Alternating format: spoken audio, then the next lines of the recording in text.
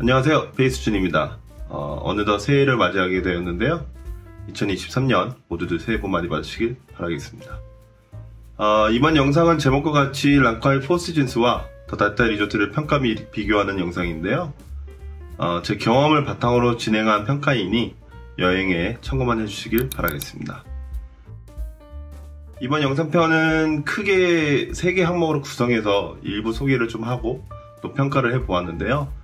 우선 랑카이 섬과 두 리조트에 대한 간단한 소개, 그리고 전반적인 평가를 위한 기준으로 숙박비를 선택을 했고요. 마지막으로 리조트 객실과 객실 서비스를 평가해 보았습니다. 중간중간 제가 드릴 수 있는 팁과 정보들도 있으니 꼭 확인하시고 여행에 도움이 됐으면 좋겠네요. 우선 랑카이는 말레이시아 북부에 있는 태국과의 경계 지점에 위치한 섬이고요. 말레이시아 수도 쿠알라룸푸르에서 비행기를 타고 한 1시간 정도 소요됩니다. 랑카이 섬은 면세구역으로 지정된 곳입니다. 말레이시아에서 주리나 담배, 화장품 등을 싸게 구매할 수 있는 지역으로, 랑카이 공항에 도착하셔서 공항 택시를 타고 더 다따이 리조트까지는 약 35분, 포시즌 리조트까지는 약 25분 걸린다고 나오는데요. 제가 방문했을 당시에도 비슷하게 걸렸지만 간혹 저희 기사님처럼 이동 중에 갑자기 볼일을 보시는 경우도 있으니 예상했던 시간에서 한 5분? 10분 정도는 좀 추가적으로 더 걸린다고 생각하시면 마음이 편하실 거예요. 참고로 여행 계획 중이신 분들은 랑카이 공항 택시비가 좀 궁금하실 수 있잖아요. 설명글에 링크 남겨둘 테니 여기 랑카이 에어포트 가이드 홈페이지 가셔서 미리 사전에 확인하시면 도움이 좀 되시겠죠. 그리고 또 한 가지, 저희는 포시즌스에서 랑카이 섬 내 가장 번화한 체낭비치라는 곳이 있어요. 거기까지 이동할 때 콜택시를 잡았는데 가는데 50링깃을 우선 내고 가는 도중에 기사님께서 저희가 다시 올 때까지 기다릴 테니 돌아오는 것까지 포함해서 추가 50링깃에 어떻겠냐 해서 저희가 총 100링깃을 냈던 게 기억이 나네요. 요 점 좀 참고하시면 될 것 같고요. 두 리조트의 브랜드와 랑카이의 설립연도를 간단히 소개하고 넘어갈게요. 포시즌스는 호캉스 좋아하시는 분들이라면 누구나 다 알 법한 브랜드잖아요. 전 세계적으로 호텔 체인을 보유하고 있고 그 정도면 유명한 럭셔리 호텔 앤 리조트 브랜드죠. 랑카이는 2006년에 지어졌고 2018년도에 레노베이션을 했다고 하네요. 반면 더 다따이는 여러모로 외국인 관광객이나 한국인들에게는 좀 낯설 수밖에 없는 리조트지만 나름 매니아층을 보유하고 있는 랑카이 대표 로컬 럭셔리 리조트라고 보시면 되겠습니다. 1993년에 지어졌고 포시즌스와 마찬가지로 2018년도에 대규모 리모델링을 했고요. 많은 점이 개선되었다고 하네요.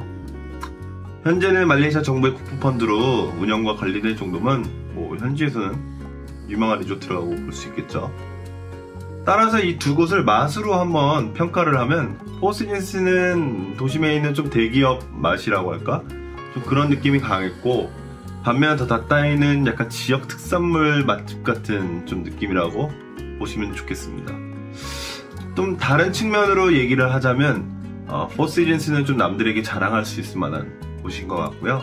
더 다따이는 좀 나만의 핫스팟이라고 좀 생각하시면 재밌을 것 같습니다. 두 리조트를 평가나 좀 어떻게 보면 비교를 하려면 어떤 기준이 좀 필요하겠죠. 숙박비부터 좀 알아보겠습니다. 숙박비 기준은 제가 묵었던 각 리조트의 일반 객실 기준으로 그 빌라형과 스위트형은 제외를 했고요. 포시즌스 리조트의 일반 객실은 독채에 각 총 2개의 객실이 위아래로 구분되고 있고요.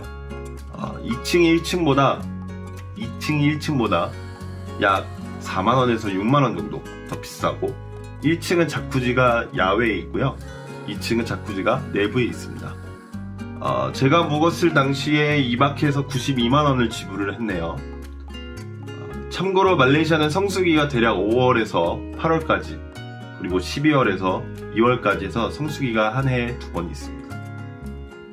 현 시점이 1월부터 2월까지는 가장 저렴한 방이 약 67만원이니 비수기에 비해 약 20만원 더 비싸다고 볼 수 있겠네요. 더 다따이 리조트의 일반 객실은 캐노피 딜럭스와 가든이 있어요. 지금 보이시는 객실들이 캐노피 딜럭스로 가격은 1박에 66만원인데요. 저희는 원래 캐노피 딜럭스를 예약을 해서 2박에 총 143만원을 지불을 했는데 무료 업그레이드로 객실 앞에 마당에 있는 캐노피 가든에서 지냈습니다. 각 리조트의 숙박비 대비 객실 만족도 결과부터 말씀드리면 포시즌스 리조트에게 한 표를 주겠습니다. 자, 왜 포시즌스에게 한 표를 줬냐? 솔직히 두 리조트 객실만 봤을 때 어떤 특징과 장점이 뭐 다 좋았지만 가격 대비 포시즌스가 조금 더 합리적이라고 좀 판단이 되었고요. 포시즌스는 독채다 보니 우선 낯선 사람들과 마주칠 경우도 좀 없고요. 또한 이게 한 독채에 두 개의 호실이 존치하다 보니 위층만 조용하면 뭐 소음도 클리어입니다. 또한 객실 내부는 좀 확 트여있는 듯한 개방감도 있어서 좋았고 어떤 이 큼직큼직한 인테리어 가구와 소품들도 정말 디자인에 적절했다고 좀 생각이 들고요. 그리고 더 다타이에게 욕조가 있다면 포시즌스에게는 또 자쿠지가 있죠. 이쁘지 않나요? 더 다타이의 일반 객실들의 단점은 이게 콘도용으로 밀집되어 있다 보니 소음은 어느 정도 감안을 하셔야 됩니다. 자, 포시즌스에게 첫 표를 준 가장 큰 요인 중 하나는 바로 객실 서비스입니다. 간혹 이제 비싼 호텔이나 리조트 갔는데 몰라서 이용 못하는 객실 서비스가 있을까 약간 좀 찜찜하시잖아요. 이런 경우는 어디였냐면 더 다타이였습니다. 반면 그 포시즌스를 갔을 때 객실 내부에 들어가면 이렇게 작은 종이나 안내북 같은 거에 이제 내가 이 객실에서 어떤 서비스를 받을 수 있는지들이 명확히 잘 나와 있는데 그 중 하나가 바로 베개를 고를 수 있는 서비스였습니다. 제 기억으로는 4개의 종류 중 1개를 선택할 수 있는 개인당 1개를 선택할 수 있는 서비스가 있었고요. 자, 그리고 다음 이게 정말 중요합니다.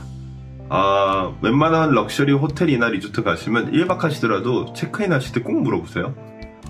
턴다운 서비스 제공하시나요?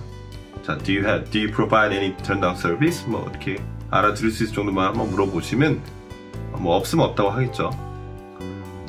턴다운 서비스에서 간단하게 설명을 좀 드리면 자기 전에 잘 자라고 객실을 세팅을 해주는 서비스라고 생각하시면 됩니다. 이게 뭐 대수야라고 생각하실 수도 있겠지만 한번 알고 이렇게 경험을 해보시는 게 훨씬 낫겠죠. 제가 포시즌스 리조트에 있으면서 이 턴다운 서비스에 한번 감동을 받았던 적이 있었는데요. 제가 샤워하고 나서 좀 돌아다니면 물을 좀 욕실에 좀 많이 흘리는 스타일입니다. 네, 그래서 아내와 이제 한번 수영장을 다녀와서 방에 들어왔더니 이 욕실에 얘네들이 무슨 짓을 해놨냐면 제가 물을 흘리고 돌아다니는 동선에다가 이렇게 마른 타월을 이렇게 쭉 깔아놓은 거예요.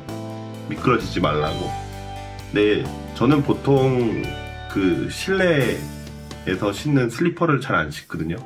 그러다 보니 뭐 욕실이든 발이 젖어 있으면 객실에서 살짝 잘 미끄러지는 타입인데 이제 그걸 또 어떻게 알고 이 타월들을 깔아놓은 걸 보고 조금 개인적으로 감동을 받았던 기억이 있습니다. 자, 가격도 더 다타이보다 저렴한데 이런 객실 사이즈나 어떤 객실 구성 그리고 객실 서비스를 종합적으로 봤을 때 당연히 포시즌스가 압승이었습니다. 네, 이번 영상편은 여기까지였지만 다음 편 목업을 하다 보니 2개의 항목만 더 말씀드리고 마칠게요. 먼저 고객 서비스입니다. 고객 응대 서비스. 더 다타이에게 할 말이 좀 많긴 하지만 짧게 얘기하고 넘어갈게요. 요즘에는 예약과 동시에 온라인으로 많이 연락을 취하잖아요. 뭐 이메일이라든지 DM이라든지. 저 다타이의 이메일 응답 속도와 답변 너무 느리고요. 심지어 답변도 잘 안 합니다. 반면 포시즌스도 늦긴 했지만 그래도 답변을 하더라고요. 뭐 아무튼 오프라인에서 포시즌스는 전반적으로 모든 직원들이 기본 에티켓이나 어떤 대응하는 태도가 너무 좋다고 하면 더 다타이 같은 경우에는 메인 로비에 위치한 직원들 외에 해변 쪽에 이제 비치 클럽 앤 바라고 있어요. 그 직원들 중 일부는 정말 좀 기본조차 안 된 직원들이 좀 있었습니다. 간단한 예를 들면 주문을 할 경우, 아니면 직원들이랑 마주치는 경우 간단하게 인사를 하잖아요. 그럴 경우 이제 상대방이 어느 나라 국적인지 모르는 경우에 이제 뭐 보통 영어로 하는 게 나은데, 고니치와 니하오에서부터 그 동남아 특유의 장난스러운 인사법들이 조금 상당히 불쾌했습니다. 저 같은 경우에는 동남아에서 컸기 때문에 크게 그렇게 받아들이진 않았지만, 제 옆에 아내가 좀 불쾌하는 모습을 보니 조금 순간적으로 뒷박치더라고요.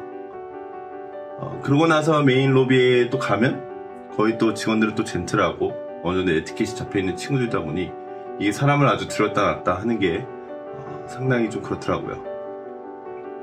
이번 비교평가 기준은 스파피라고 했잖아요. 비용 대비 고객 대행 서비스로 봤을 때 포시즌스에게 한 표를 주겠습니다.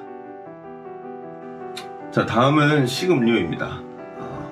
식음료는 개인 취향에 따라서 차이가 있을 수밖에 없기 때문에 이 부분은 특별히 비교를 하거나 표를 만들진 않겠습니다. 다만 간단한 차이를 좀 말씀을 드리면, 다타이는 로컬 말레이와 서양인을 대상으로 한 특화된 메뉴들이 좀 많고요. 특히 조식에 나오는 빵들은 정말 일품입니다. 종류도 다양하고 맛있습니다.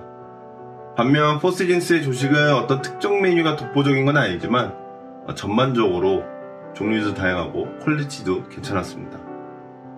두 리조트 둘 다 조식의 시그니처 메뉴가 나오는데, 전 개인적으로 기억에 남는 메뉴들은 특별히 없었던 것 같아요.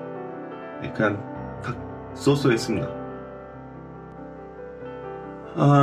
이번 영상편은 전반적으로 포시즌스가 다타이를 압도한 걸로 나온 것 같은데, 다타이는 저에게 좀 의미 있고 추억이 있는 곳인데도 불구하고 이렇게 다타이를 계속 디스한 듯한 느낌이 든 게 좀 매우 아쉽습니다. 다음 편에서는 다타이가 좀 역습을 하지 않을까 기대해봅니다. 다음 영상편에서는 리조트에서 할 수 있는 액티비티와 전반적인 시설들을 좀 분석을 할 거고요. 그 다음에 디자인과 포토존에 대해서 한번 평가해볼까 합니다. 추가적으로 궁금하신 사항이나 문의하실 게 있다면 댓글이나 DM 남겨주시고요. 저는 그럼 다음 편으로 다시 찾아뵙도록 하겠습니다. 도움이 되셨다면 좋아요와 구독 꼭 부탁드리고요. 자, 감사합니다.